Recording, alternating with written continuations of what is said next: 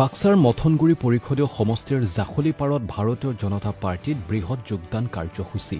BTR পৰিষদীয় নিৰ্বাচনৰ দিন চমু চাপি অহাৰ লগে লগে যোগদানৰ জোৱাৰ উঠিছে বিজেপিত।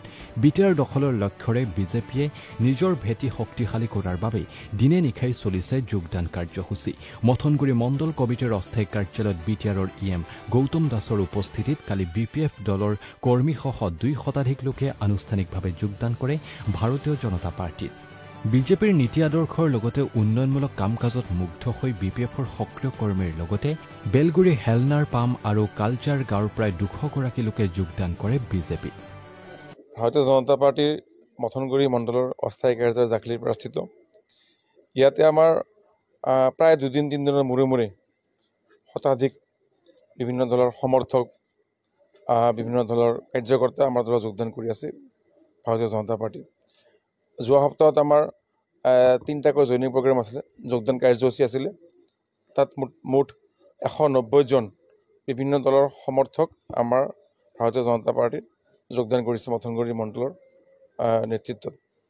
আৰু আমি দেখিছোঁ যে এতিয়া আমাৰ লগত প্ৰায় প্ৰতিদিনে মথনগুৰি সমষ্টিৰ সাধাৰণ ৰাইজ, বিভিন্ন দল সংগঠনৰ আৰু বিপিএফ দলৰ বহুত কাৰ্যকৰ্তাই আমাৰ লগত যোগদান কৰাৰ কাৰণে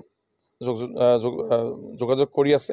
আৰু সেইকাৰণে আমি প্ৰতিদিনে বা এদিন দুদিনৰ মূৰে মূৰে তেনেকৈ 50 জন, 80 জন, 100 জন, 150 জন তেনেকৈ আমি যোগদান কাৰ্য চলাই আছোঁ। আজি আমাৰ মথনগুৰি মণ্ডলৰ বেলগুৰি গাঁও আৰু আমাৰ দক্ষিণ হাউলি ভিচিডিচিৰ কালজাৰ হেলনা আদিকৈ গাঁৱৰ পৰা প্ৰায়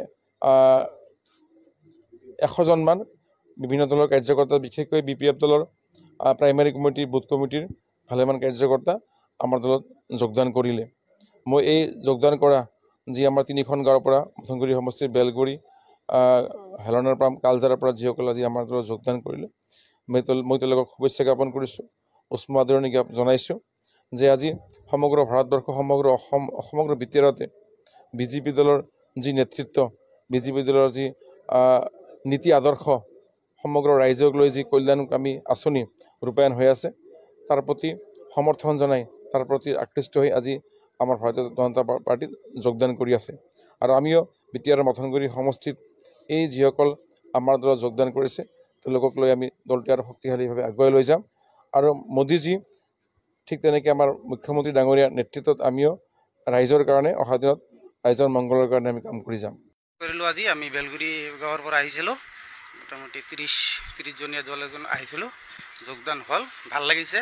আৰু গৌতম দাসক আমি আগবঢ়াই লৈ যাব লাগে, এইখিনি আমাৰ আশা আছে। আৰু বিজেপিত আমি 100% আমি কাম কৰি যাম আৰু এনেকুৱা এটা আশাত আহিছোঁ যোগদান কৰি। আৰু গৌতম দাই আমাৰ গাঁৱৰো কাম কৰিছে, সমষ্টিৰো ভালেখিনি কাম কৰিছে, আমাৰ ভাল লাগিছে।